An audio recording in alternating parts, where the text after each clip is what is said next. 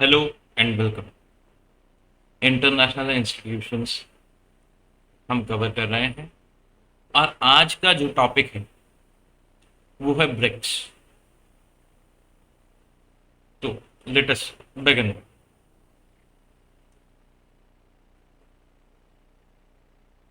BRICS is an acronym for the grouping of world's leading emerging economies, namely Brazil, Russia, India, China और South Africa. यानी कि BRICS एक नाम है world की लीडिंग इकोनॉमीज के लिए। और वो लीडिंग इकोनॉमीज कौन सी? ब्राजील है, रशिया है, इंडिया है, चाइना है और साउथ अफ्रीका। तो BRICS, B for Brazil, R for Russia, I for India, C से चाइना और एस से South Africa. The BRICS leader summit is convened annually. इनकी मीटिंग जो है, इनकी समिट जो है वो एनुअली हर साल होती है। The BRICS bring together five of the largest developing countries of the world. तो अगर आप देखेंगे ये पांचों की पांचों वर्ल्ड्स लार्जेस्ट डेवलपिंग कंट्रीज में से, representing 41% of the global population, 24% of the global GDP and 16% of the global trade. It is an emerging investment market and global power block. Global power block हम इसको इसलिए कहते क्योंकि 41% of the world population इसके इन देशों में। ये पांच देश जिनकी हम बात कर रहे हैं, 41% जनसंख्या इन देशों की है पूरे विश्व की।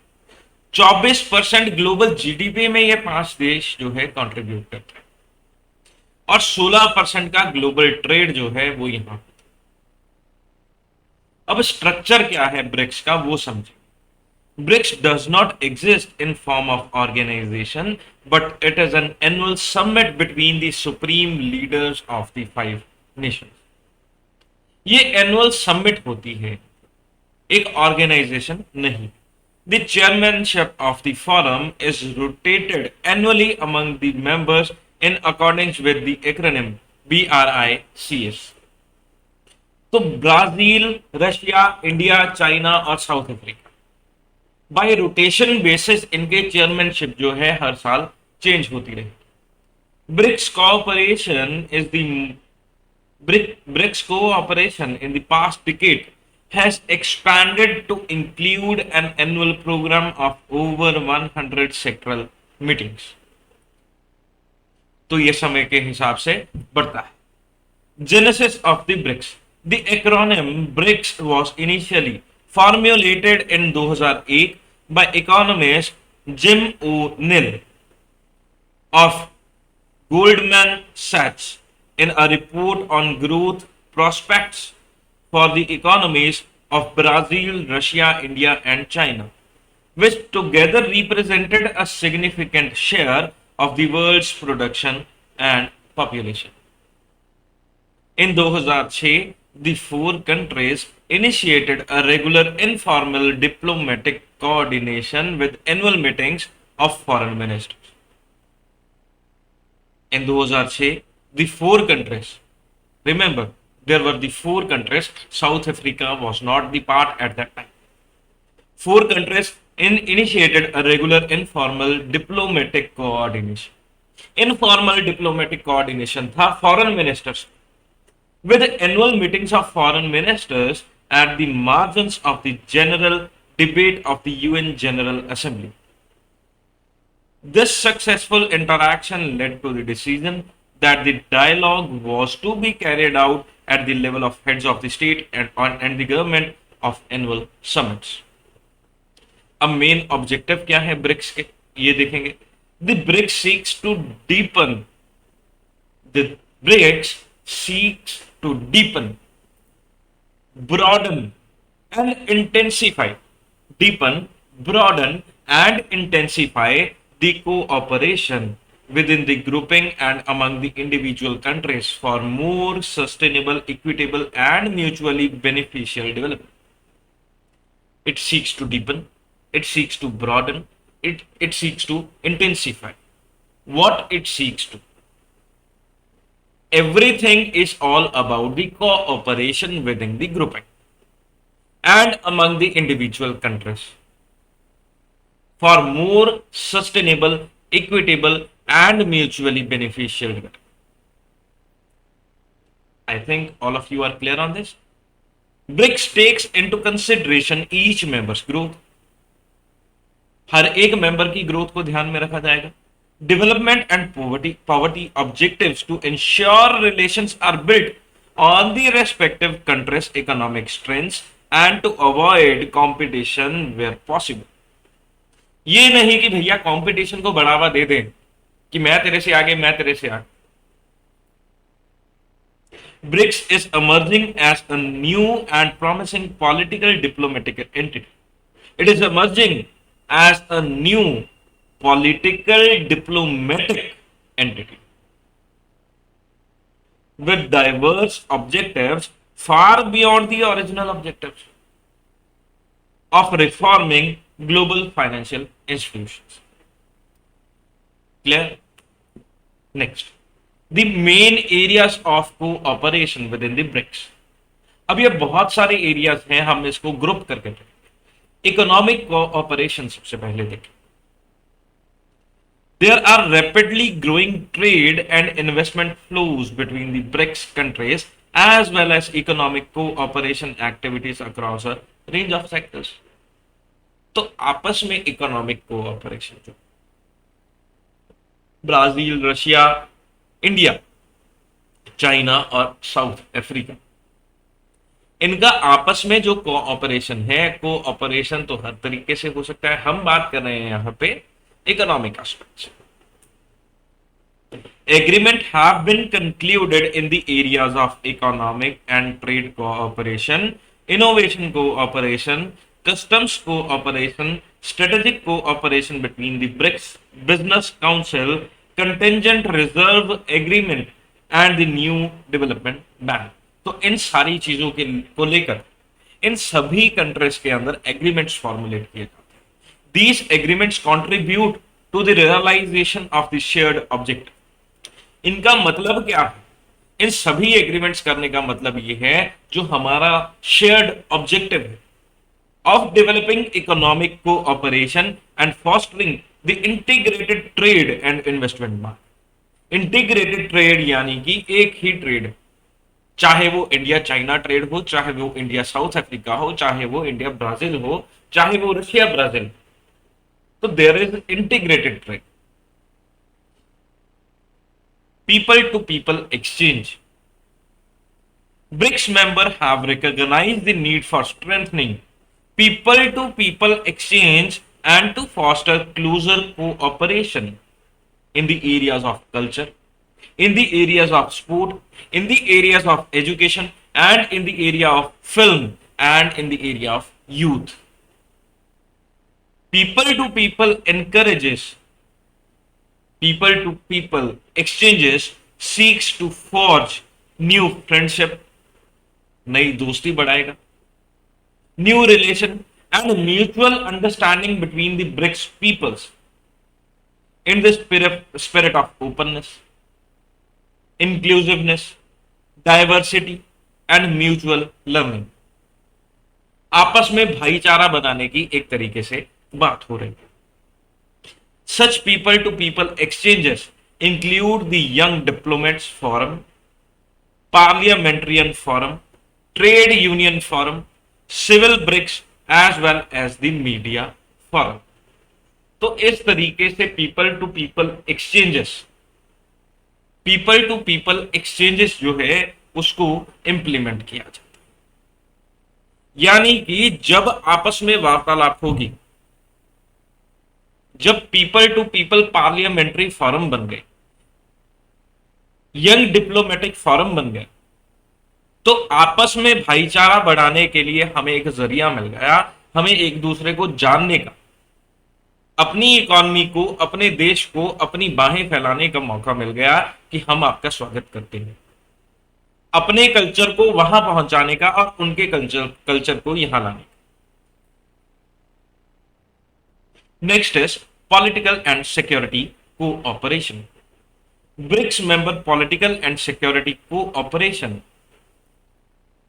is aimed at achieving peace, security, development, and cooperation for a more equitable and fair world. यानी कि अमन और शांति के लिए पॉलिटिकल एंड सिक्योरिटी कोऑपरेशन जो है उसको अंजाम दिया जाए। BRICS provide opportunities for sharing policy, अपनी पॉलिसी शेयर करने का, advice and exchanges of best practices in terms of domestic and regional challenges, as well as advancing the restructuring of the global political architecture so that it is more balanced, resting on the pillar of multilateralism। यानी कि हम अपने तजुर्बे से जो सीख रहे हैं, हमने अपने तजुर्बे से जो चीजें सीखी, हम वो एडवाइस शेयर कर सके दूसरे कंट्री से जो इन चीजों से, इन दिक्कतों से जूझ रहा, और रीस्ट्रक्चर कर दे एक तरीके से political atmosphere, world political atmosphere को रीस्ट्रक्चर कर दे। BRICS is utilized as a driver for South Africa's foreign policy, provides including the pursuit of the African agenda and South-South cooperation। तो एक तरीके से साउथ अफ्रीका की फॉरेन पॉलिसी जो है उसके लिए ब्रिक्स काम करता है। Cooperation mechanism, cooperation among members is achieved through. तो ये 3 ट्रैक इन्होंने बनाए कि जिस तरीके से हम आपस में कोऑपरेशन जो है वो बढ़ा लेंगे या अचीव कर। सबसे पहला ट्रैक जो है formal diplomatic engagement between the national governments. एक तरीके से फॉर्मल डिप्लोमेटिक एंगेजमेंट होगा। फॉर्मल डिप्लोमेटिक एंगेजमेंट यानी कि दोनों देशों के डिप्लोमेट्स आपस में बातचीत करेंगे, आपस में वार्तालाप करेंगे और किसी एक मैटर के ऊपर डिटेल्ड डिस्कशन करेंगे। कम्युनिकेशन होगा। Remember, communication is always two sided. It is the exchange of information. अपनी बात कह देना is not communication. Until and unless I reply to your comments, तो वो कम्युनिकेशन नहीं हो।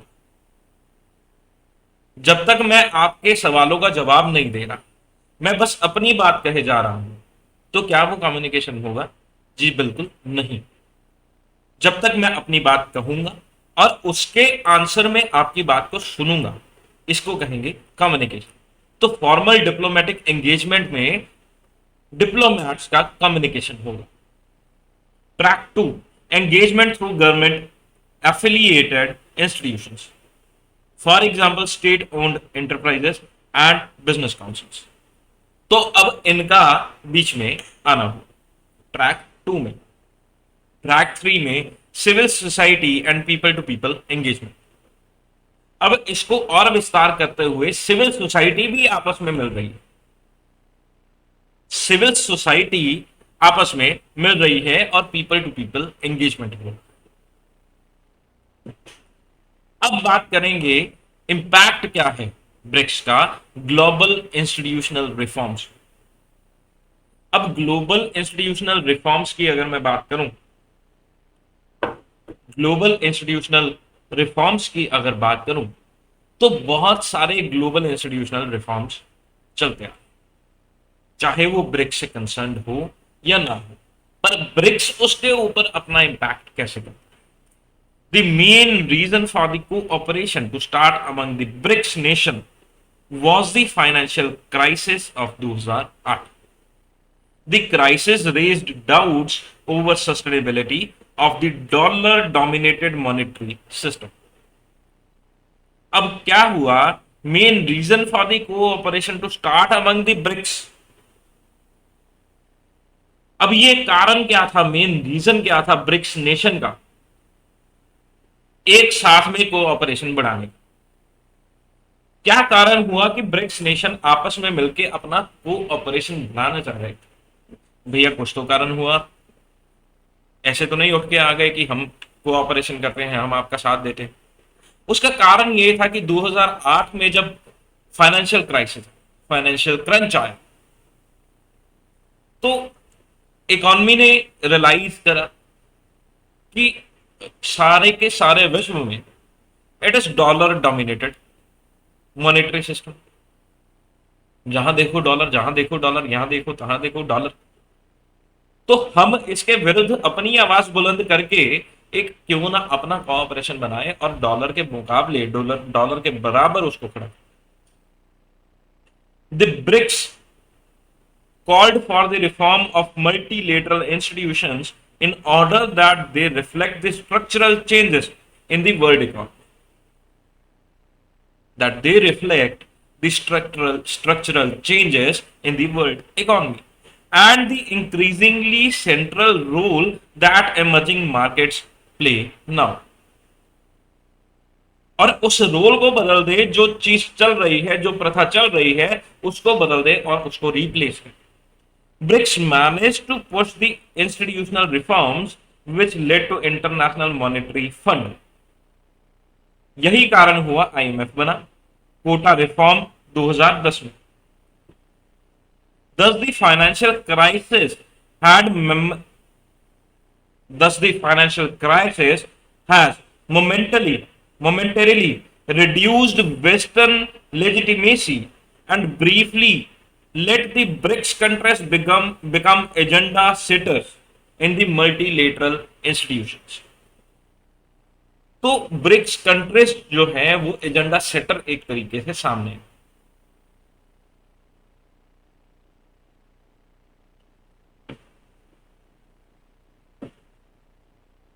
Then next is your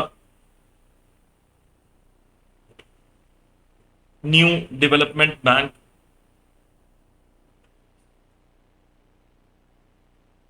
NDB. अब एनडीबी का हेडक्वार्टर जो है ये है शंघाई में। At the fourth BRICS summit in New Delhi 2012 the possibility of setting up of new development bank, the possibility of setting up a new development bank was considered to mobilize resources from infrastructure and sustainable development projects in BRICS and other emerging economies as well as in developing countries. Funds की mobilisation के लिए 2012 में दिल्ली में जो नई दिल्ली में जो summit हुआ ब्रिक्स, उसमें ये जरूरत महसूस करी गई कि एक डेवलपमेंट बैंक बनाया जाना चाहिए जो कि फंड्स को मोबिलाइज करे। During the sixth BRICS summit in Fortaleza 2014 the leader sign the agreement establishing the new development bank NDB. Fortaleza declaration क्या थी? Stressed this declaration stressed that the NDB will strengthen cooperation among BRICS. It will strengthen the cooperation amongst the BRICS and will supplement the efforts of multilateral and regional financial institutions.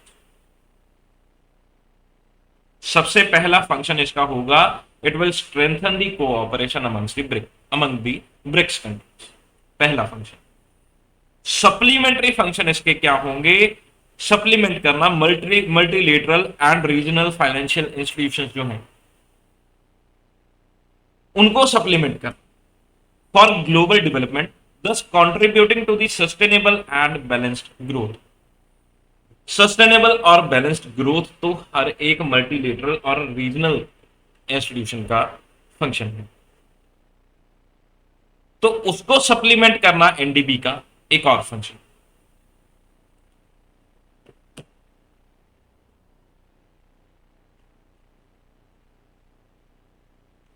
एनडीबी's की area of operations are clean energy, clean energy है, transport infrastructure है, irrigation है, sustainable urban development, and economic cooperation among the member countries. तो basically इसके functions को you can explain further. These are the points, these are the pointers which need no much explanation. The word is itself clear: infrastructure, transport infrastructure, clean energy, irrigation, sustainable urban development, and economic cooperation among the member countries. So who are the member countries? These five countries, right? The NDB functions on a the NDB functions on the consultative mechanism among the BRICS members, which all with all the member countries possessing equal rights. तो basically NDB जो है वो function करता है हर एक member को साथ में लेकर, और हर एक मेंबर कंट्री के पास इक्वल राइट। तो what percentage of right in NDB a country is having? If there are 5 countries, you can say 20%, right?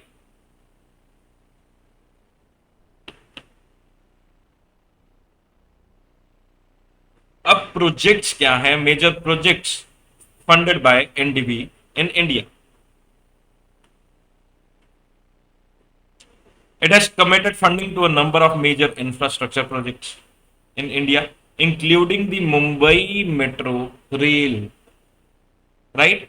Delhi, Ghaziabad, Meerut Regional Rapid Transit System, and many renewable energy projects, right? The NDB has so far approved 14 Indian projects for an amount of nearly 4.2 billion US dollars. In 2020, India announced a 1 billion US dollar loan pact with NDB to boost rural employment and infrastructure. तो basically NDB जो funds mobilise कर रहा है, हमने जैसे कि पहले यहां डिस्कस करा, it is for the clean energy, it is for the transport infrastructure, it is for the irrigation, it is for the sustainable urban development and economic cooperation between the member countries. Implementing that system, you can quote this example, right? Now, contingent reserve arrangement. Contingent reserve arrangement की अगर बात करें, considering the increasing instances of global financial crisis, BRICS nations signed BRICS Contingent Reserve Arrangement, CRA इसको कहेंगे, in 2014 as part of Fortaleza Declaration of 6th BRICS Summit. क्योंकि world में बार बार financial crunch repeat होता जा रहा है, बढ़ता जा रहा है, और उसके रिलेशन में ब्रिक्स कंट्रीज ने एक कंटिंजेंट रिजर्व अरेंजमेंट जो है साइन कर. The initial total committed resources of the CRA shall be $100 billion of US of America, 100 billion अमेरिकी डॉलर्स के बराबर इनिशियल कमिटेड रिसोर्स हो.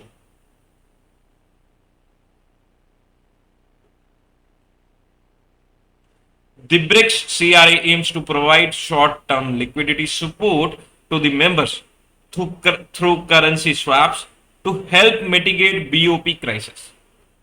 करेंसी स्वैप से बीओपी क्राइसिस जो है वो दूर किया जा सकता है. Better we will understand in economics. Economics में हम बीओपी क्राइसिस देखेंगे, करेंसी स्वैप देखेंगे, हर एक छोटी छोटी टर्म को बड़े आसानी से डिस्कस करेंगे, बड़े मजे से डिस्कस करेंगे.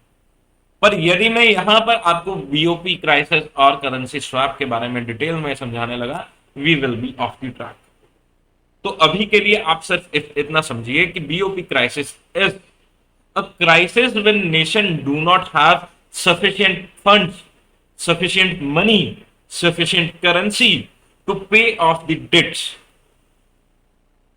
When imports are more than the exports, we do not have the foreign exchange, foreign currency to pay off the exports, to pay off the imports.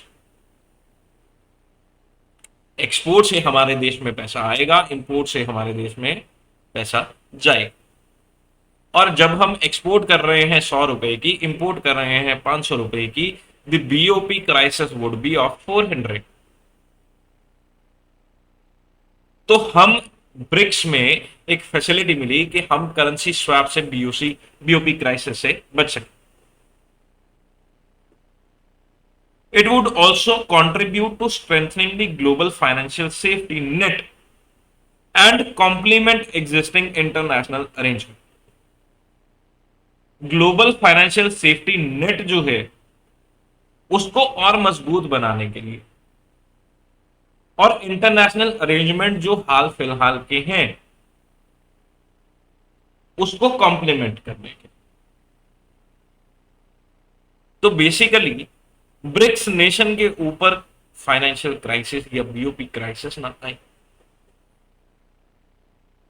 इस वजह से ये कंटेंजेंट रिजर्व अरेंजमेंट जो है ये बनाया गया। इसमें 100 बिलियन यूएस डॉलर्स का इनिशियल जो है वो रिजर्व रखा। अब बात करेंगे challenges which are associated with the BRICS. The marked dominance of big three Russia, China, India. Russia, China और इंडिया, ब्राजील और साउथ अफ्रीका से बहुत बड़ी, इनकी इकोनॉमी बहुत बड़ी है, इनकी पॉपुलेशन साइज बहुत बड़ा।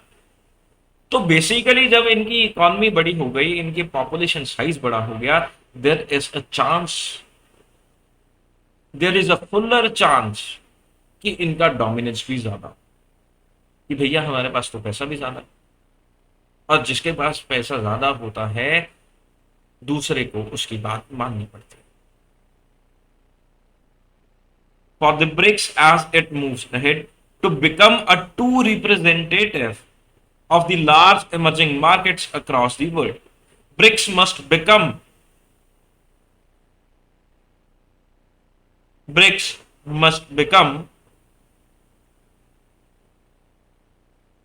pan-continental. Its membership must include more countries from other regions and continents. अगर इसको कामयाब होना तो पैन कॉन्टिनेंट, इसको बाकी के देशों को भी तो साथ में लाना पड़ेगा। Why these 5 Nations?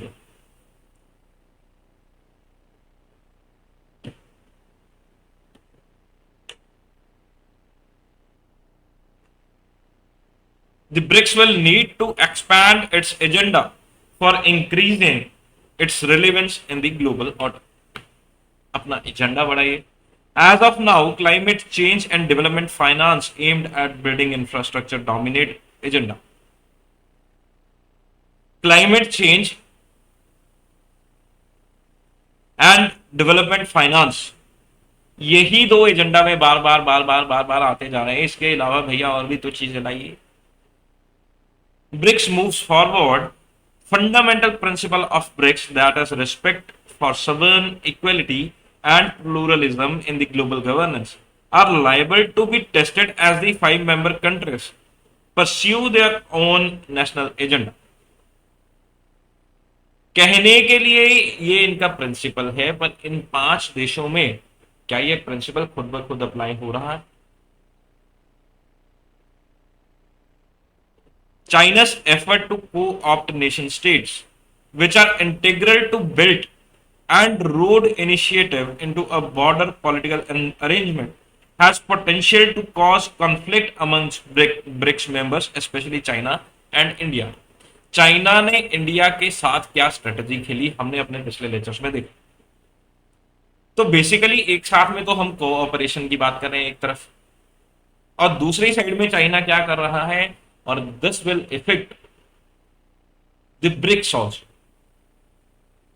Heterogeneity. It is claimed by the critics that the heterogeneity, variable या diverse nature of the countries, हर एक कंट्री का culture, language, economy, population size is different. With its diverse interest, poses a threat to the viability of the group. हर एक country का interest अलग है, वो किसी ना किसी दूसरे कारण से इस ब्रिक्स का पार्ट बन के बैठा है.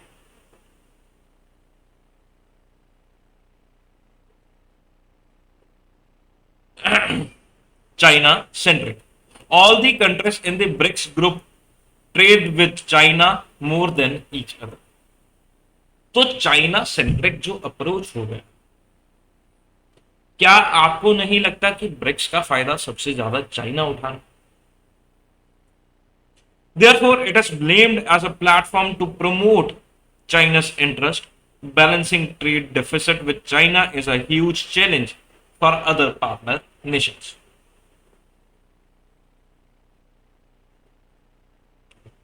तो जब चाइना का ट्रेड हर एक देश के साथ बहुत ज्यादा हो रहा, तो उस ट्रेड को बैलेंस करना कितना डिफिकल्ट हो जाएगा. Can you just compare the trade of India and China with India and Brazil, with India and South Africa? तो अगर आप कंपेयर करेंगे, the maximum trade is with the China. China से मान लीजिए अगर हम बहुत इंपोर्ट कर रहे हैं, मान लीजिए 5,000 करोड़ का, फॉर एग्जाम्पल ओनली 5,000 करोड़ का आपने चाइना से इंपोर्ट करा और एक्सपोर्ट करा 2,000 करोड़, 3,000 करोड़ का बीओपी जो है वो क्राइसिस. और मान लीजिए ब्राजील में आपने 5,000 करोड़ का एक्सपोर्ट करा, इंपोर्ट करा 2,000 करोड़ का, तो क्या वो 3,000 करोड़ ब्राजील वाले चाइना वाले 3,000 करोड़ से मैच कर पाएंगे, एडजस्ट हो पाएंगे? Exactly not.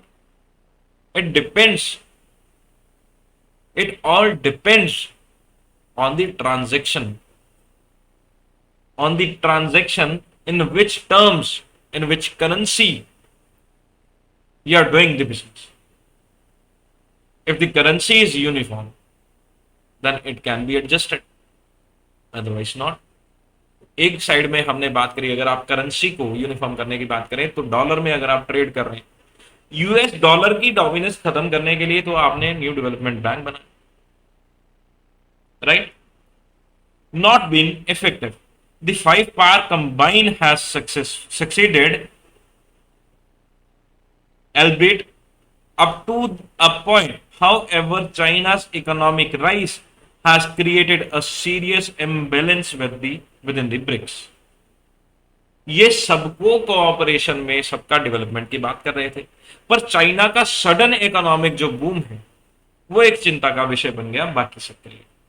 Also, the group has not done enough to assist the global south to win their optional support for their agenda. अब बात करेंगे importance of BRICS for India.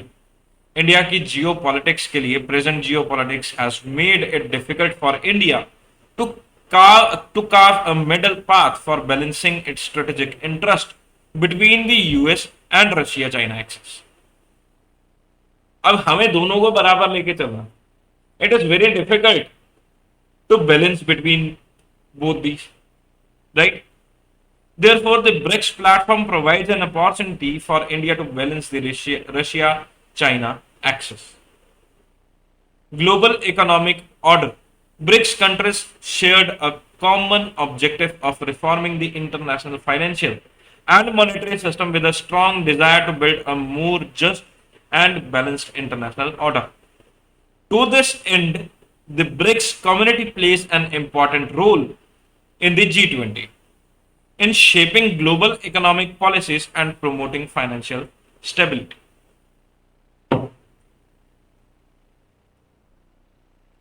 अब बात करें अगर टेररिज्म की,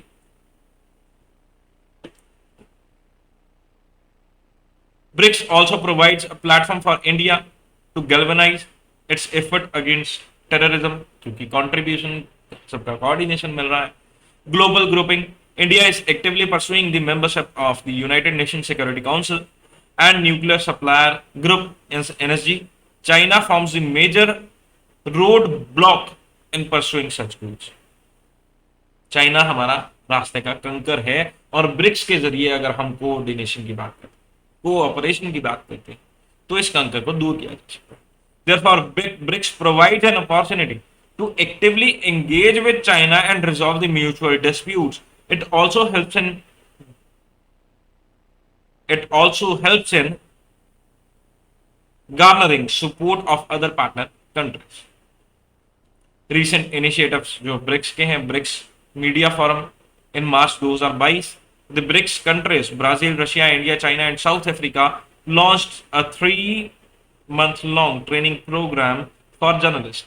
The program was an initiative of the BRICS Media Forum.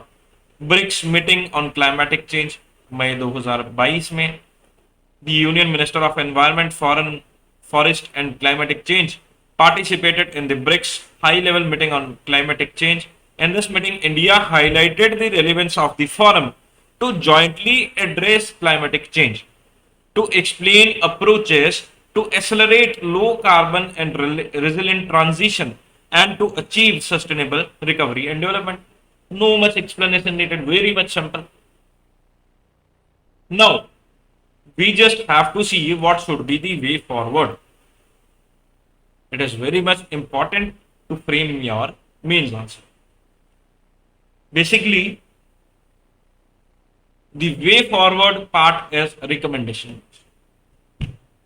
It should be logical, it should be clear, it should be crisp. In order to make the reader understand that what is the reason behind writing these points. Let us have a look what should be and what could be the way forward. BRICS did well in its first decade to identify issues of common interest and to create platforms to address these issues. For BRICS to remain relevant over the next decades, each of its members must make a realistic assessment of the initiatives, opportunities, and inherent limitations. हमें खुद का assessment करना. BRICS nation need to recalibrate their approach and to recommit to their founding ethos. BRICS must reaffirm their commitment to a multipolar world that allows for the sovereign equality and democratic decision making. By doing so, can they address the asymmetry of power within the group and in global government generally? So assessment is very much required, it is very much needed at each and every part so that we can look कि जो हमने किया वो सही किया और आगे क्या किया जाना चाहिए. They must build on the success of NDB and invest in additional BRICS institutions. It will be useful for the BRICS to develop an institutional research wing along the lines of OECD, offering solutions which are better suited to the developing world. BRICS should consider a BRICS-led effort to meet their commitments under the Paris Agreement on climatic change and the UN Sustainable Development Goals. This could include examples setting up a BRICS Energy Alliance and an Energy Policy Institution. तो इस तरीके से institutions बना के Paris agreement हुआ था, उसको formulate करने के लिए, ब्रिक्स को और स्ट्रेंथन करने के लिए हम बाकी के एग्रीमेंट्स को भी ब्रिक्स लेड एफर्ट बना सकते हैं जिसमें ब्रिक्स का रोल हो. सब कंट्रीज को तो वो करना ही, और ब्रिक्स अगर सामने आके वो अपने एफर्ट से ब्रिक्स लेड करवाए तो it would be good to achieve coordination through BRICS. NDB in partnership with other development finance institutions could be a potent vehicle to finance progress towards the sustainable development goals amongst the BRICS members. बाकी के financial institution से NDB partnership कर सकता है। Idea of setting up a BRICS credit rating agency BCRA as proposed by India, opposed to Western agencies like Standard and Poor's, Moody's, etc., can be on BRICS future agenda। तो future agenda के लिए हमारे पास BRICS के काफी सारे काम किए जा सकते हैं। ये काम सिर्फ इसलिए करे जा सकते हैं ताकि कोऑर्डिनेशन जो है ब्रिक्स कंट्रीज में वो अचीव किया जा सके। बेसिकली ब्रिक्स कुछ नया नहीं कर रहा है, बहुत सारे इंस्टीट्यूशंस हैं जो ऐसे काम पहले से कर रहे हैं, पर इन 5 कंट्रीज के लिए ब्रिक्स एक ऐसी एजेंडा है, एक ऐसा समिट है, एनुअल समिट है जो कोऑर्डिनेशन को और बढ़ा सकता है। तो एफर्ट्स जो है ब्रिक्स के कुछ नए ना होकर पुरानी पॉलिसीज, पुरानी एग्रीमेंट्स, पुरानी गोल्स जो कि 5 कंट्रीज में कॉमन है उसको इंप्लीमेंट करने में अगर लगाए जाए तो उसके आगे एक ब्रिक्स लेड नाम लग जाएगा कि ब्रिक्स नहीं है करवा, जिस वजह से इनका कोऑर्डिनेशन और कोऑपरेशन जो है वो और मजबूत हो जाएगा, वो और बेहतर हो जाएगा, वो और अच्छा हो जाएगा। तो this was all about BRICS and this was all about today's lecture. I hope आपको ब्रिक्स अच्छे से समझ आया होगा। मैंने पूरे के पूरे लेक्चर में आज सिर्फ ब्रिक्स को रखा ताकि आपको ये अच्छे से समझ, right? So this was all for today's lecture. Thank you. See you in the next lecture. Have a nice day.